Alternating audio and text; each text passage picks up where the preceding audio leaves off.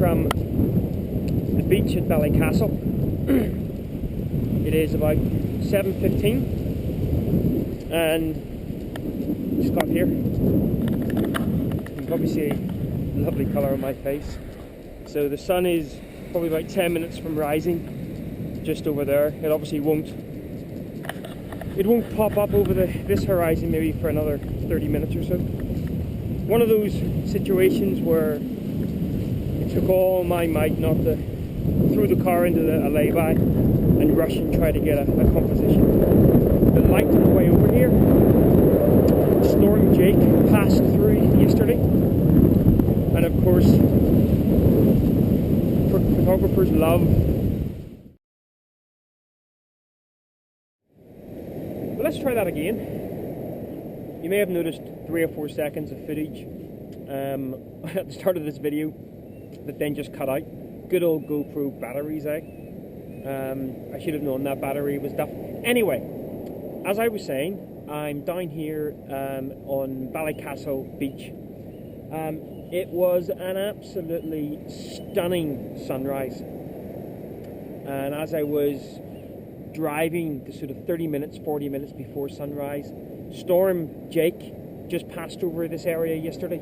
And of course, as a photographer, the morning after a heavy storm can sometimes yield some of the most dramatic sunrises, and sure enough, the clouds were fantastic. However, as I had started to say in my previous little clip, I didn't stop. My plan all along was come here to Ballycastle. Now, as I was walking along the beach, the light was just really starting to become gorgeous. Over here is Rathlin Island, and the light was just beautiful. There's some really nice foreground interest. The waves beautiful, and everything was looking good. But as you can see, a bank of clouds really stopped the light doing anything else really. So, oh well. Now, there still was enough to be had along here. I think, again, just doing a very standard, nice white rock, waves flowing around it. I'm shooting with a Formatt-Hitech 2-stop ND soft grad. You may wonder why it's the horizon, why I'm not using a hard grad. I don't own a hard grad, so needs must. And I'm also using a 3-stop ND filter. I'm shooting at about between f11 and f16. I'm using the aperture in a way to help me just with the exposure. I want to shoot for about 1.5 seconds, just as the tide is. Let me just see whether I can turn this camera around just a touch. So what I'm looking for here is just as the tide, not now, about now, because that's where you get some really nice lines in the sand. So if you're down shooting on a beach, waves, don't be tempted to shoot at this point. Just there, just as you're starting to see the sand show back through from the wave, flick your shutter then, about 1.5 seconds, and that should give you some really nice lines. I'll throw up a couple of images to compare the exposure when the wave is just breaking over the rock. Of course, it potentially is still a nice image, depending on what you're going for. But for me, I really like the patterns that the waves are actually making. The other thing that I'm watching for is just as that wave is kind of going out, are there any patterns being formed? So I see a little pattern there, a couple of little lines here. So of course, every little stone that's on the sand, that's on the beach, will potentially cause some kind of pattern, and that's what you're looking for. So keep an eye out, not just for the big rocks. I was actually photographing the one in the distance here, but look out for these little stones as well, as it'll be the little stones that will really add interest to your image. One of the benefits of shooting JPEG as well as RAW on the Fuji system is when you're viewing the image on the back of the screen, you can actually zoom in more to 100% if you've shot in JPEG mode. It's a little quirk with the Fuji system, which is a bit annoying. So I quite often will shoot in JPEG as well, even though I know I'm going to most likely be discarding most of those JPEGs. It allows me to zoom closer in to the scene.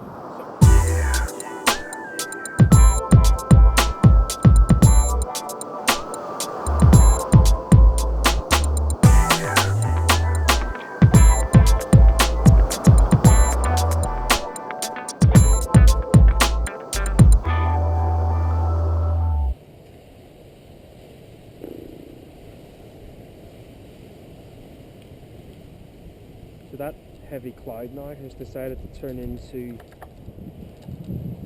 a little bit of rain, but the weather forecast is still telling me that it's going to be a broken cloud, which still could. I mean, one thing I've learned in my short time living here on the North Coast is quite often, whatever weather you have, you better make the most of it, good or bad, because in less than an hour, maybe two, it'll be completely different. So without any light, I was kind of planning on photographing up this end of the beach, but without any light on the rocks, it doesn't really work. So I'm going to wander back along the beach again, see whether I can find one last composition on this beach, and then maybe wait a little bit for the light to change. So we'll go see what we can see. Oh, and despite wearing Wellington boots, a rogue wave, there's always a rogue wave, decided to infiltrate my left boot. So I now have, 1 hour or 2 hours into an all-day photo shoot, I now have wet feet. Bonus! So, light hasn't really changed too much. It's getting a little bit brighter, maybe. But I find a reasonable composition. Quite difficult on this beach actually, because yes, some lovely rocks and some nice waves, but trying to get something just a little bit different is maybe proving just a little bit more difficult. Anyway, so I've found myself a composition that may work. However, rather than simply just firing off the shots and walking on, I'm actually going to be a little bit patient and just see whether anything changes with the light. There's certainly a break of cloud to my west over this way. That is slowly moving across the scene. There's a chance maybe then that the sun or a little bit brighter conditions will actually break through. In the mid-ground of this image, there are some very dark rocks. It would be nice to have just a little bit more light on those. So I've put my little rain cover on the front of the lens. I've packed the filters away just so I don't have to do too much cleaning of those. And as is quite often the case with a landscape photographer's life, patience. Just gonna wait about and just see whether anything changes. I've set up most of the shot. I've set up the composition. I just need to then attach any filters I'm going to use. Certainly, again, I'm going to stick with a 3-stop. Don't want that really sort of misty sea, so I'm looking for sort of 1.5 seconds, 2 seconds at the absolute most. Probably going to see, there's just some nice little patterns forming there. I'm probably going to shoot again with maybe a 2-stop ND grab to see how that develops as maybe the light starts to come back into play. But yeah, camera switched off, composition pretty much nailed in, and it's the waiting game. And trying not to get distracted by wanting cake. So the conditions are definitely improving. I mean, we still don't have a lot of light, direct sunlight on the foreground, but it's starting to, so that's kind of what I'm looking for there. And then I'm going to fire the shutter now, just as it's going out, maybe one more time, because it's actually as the waves are going out, I definitely want the waves to break over this first rock, and then it's just as it's starting to really sort of get maybe another 1.5 feet away from me again, that's when I'm flicking the shutter. So I'm shooting at f16, 1.3 seconds, ISO 200, and of course I'm on the Samyang 12mm. As you may have heard previously, my little Fuji 10-24 went for a bit of a tumble on the rocks. It's currently at the quacks.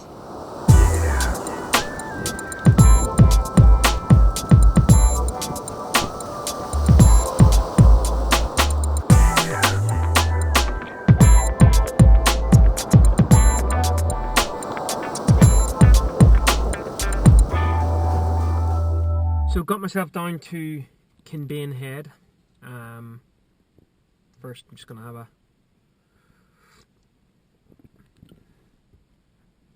cup of tea as he spills it all over the car. Just don't be telling the wife. Also don't be telling the wife that I'm drying my socks on her dashboard. So yeah, down at Kinbane Head, I'm going to have a cup of tea. Obviously it's coming up on midday, so obviously it's not ideal conditions from a lighting perspective, but thinking black and white, long exposure, down on the castle. So it's a bit of a hike down, so I'm gonna grab a cup of tea and then start to make my way down. Looking forward to this. And also looking forward to Chalky Bicky. There always has to be Chalky Bickies.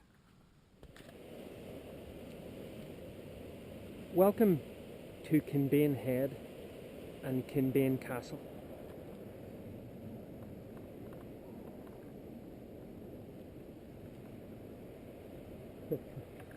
Pretty spectacular, isn't it? Bit of a jaunt down, of course, and then jaunt back up again. But a cup of tea, Chalky Bicky, feeling good. And not another soul around, unless there's random walkers around down there, but nothing in the car park, so could have the whole place to myself. Right, let's get down there.